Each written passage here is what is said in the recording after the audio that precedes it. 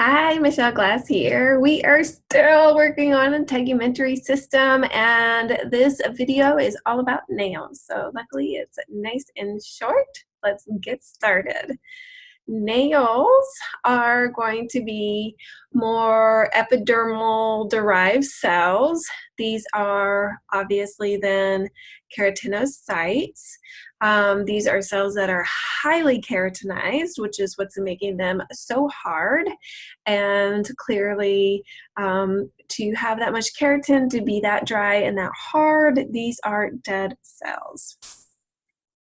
Now, the job of the nail is protection. It's going to protect the dorsal surface of your fingers and the ventral surface of your toes. So it's protecting the ends of your digits and then limiting the distortion of those digits so that if you're pressing against something, you have a hard surface on the other side of that digit. Now, nail anatomy is described for us in the diagrams in our textbooks, and I'm just going to point out a few structures. I'm not going to go super detailed. Notice you have a nail root, which is the same thing that we saw in the epidermis and in the hair. This is your collection of your stem cells that are mitotically active. These are the living cells that are dividing and making new cells that then get pushed to the surface of the nail body, which is the exposed part of the nail, and obviously all of the dead cells are there.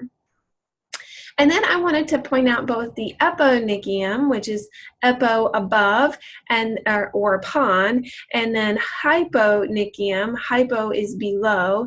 These are collections of stratum corneum that are helping to support the nail. So the eponychium is what we would think of as the cuticle, and the hyponychium is underneath the nail body there. If you've ever broken or clipped your nail too short, you have exposed that hyponychium, but typically it's underneath the nail body and you don't really see it. All right, that's it for now. Stay tuned.